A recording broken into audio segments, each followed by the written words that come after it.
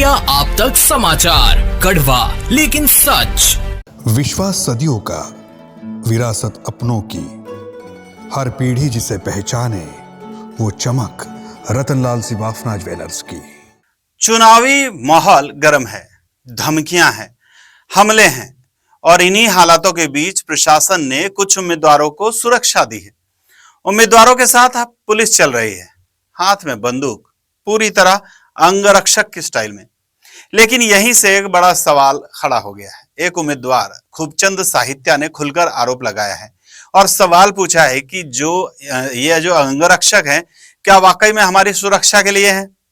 उम्मीदवार का कहना है कि अगर मुझ पर हमला हुआ तो क्या ये अंगरक्षक तुरंत मेरी रक्षा करेगा या पहले अपने वरिष्ठ अधिकारियों से आदेश लेगा? सुरक्षा किसी काम की नहीं है। सुरक्षा सुबह 11 से लेके 5 बजे तक हमको है। उसके बाद में हमारे ऊपर हमला हुआ तो इनको ऊपर से ऑर्डर लेना है। कोई व्हील पावर नहीं है कि डायरेक्ट दो को छूट कर देवे। जब तक हमारे पास जो भी हो जाएगा, फिर 5 बजे के बाद में हमारे को कोई सुरक्षा नहीं है। वापिस हमारी साइकोलॉजी में मस्तक घुस जाता। पिछले 2 दिन से मैं उल्टा 5 बजे घर पे जाके सो जाता हूँ।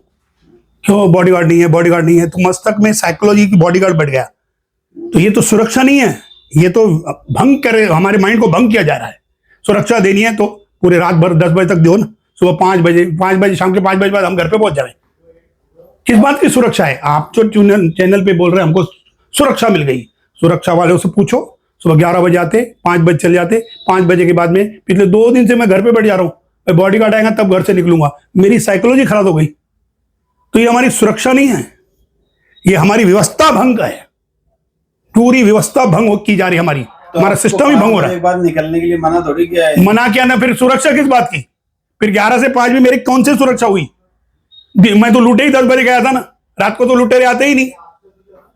मैं तो लूटे ही सुबह 10 बजे गया था। ये किस बात की सुरक्षा है? ये जो बताया जा रहा पूरे गांव में एसपी साहब द्वारा, भाई वो चलिए लोगों को सुरक्षा दी है, जाके सबसे पूछो 5 बजे के बाद में सुरक्षा है क्या? तो फिर यदि मेरी चेंज जाने के बाद में मेरे को सुरक्षा ऐसी है तो बाकी लोगों को कैसी होंगी वो उनको पता। ये सुरक्षा नहीं है, माइंड डाइवर्ट किया जा रहा है, हमें परेशानी और बढ़ाई जा रही। आप लोगों पर नजर रखी जा रही है, सब बोल सकते हैं। हाँ, मेरे ऊपर क्या नजर रखी? मुझे केवल हमारे माइंड ही डाइवर्ट खिला दिए जा रहे हैं, दिमागी काम नहीं कर रहा ना। ये सुरक्षा नहीं है, इसको सुरक्षा नहीं बोले जाते। सुरक्षा हम देनी थी तो रात 10 बजे देना था, इलेक्शन के पूरे माहौल में देना था। और सुरक्षा में एक आदमी भेजना ही नहीं है। एक आदमी क्या करेगा? कम से कम आज की इलेक्शन के हिसाब से 4 लोग देने को ना हमारे को, फिर बोलते सुरक्षा। हम उसकी पेमेंट देने को हम तैयार है ना। अच्छा, पेमेंट देने हम पेमेंट देने को तैयार है। मैंने पहले भी एसपी साहब को लिखा है कि हमको सुरक्षा दो तो फुल पावरफुल दो।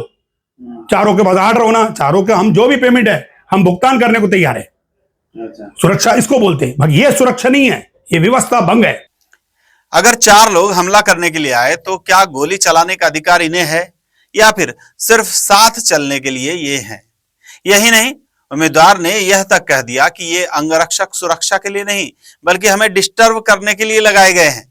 सवाल इसलिए भी गंभीर है क्योंकि अंगरक्षक होने के बावजूद कुछ उम्मीदवारों पर हमले हुए हैं, कुछ को धमकियां दी गई है। तो फिर क्या फायदा हुआ इस सुरक्षा का? क्या ये सुरक्षा है या सिर्फ औपचारिकता? और एक सवाल जो अब आम लोगों के मन में उठ रहा है कि क्या ये अंगरक्षक सुरक्षा के लिए हैं या फिर इन पर निगरानी के लिए?